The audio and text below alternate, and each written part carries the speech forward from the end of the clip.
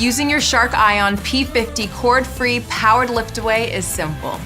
In fact, you can begin with the touch of a single button.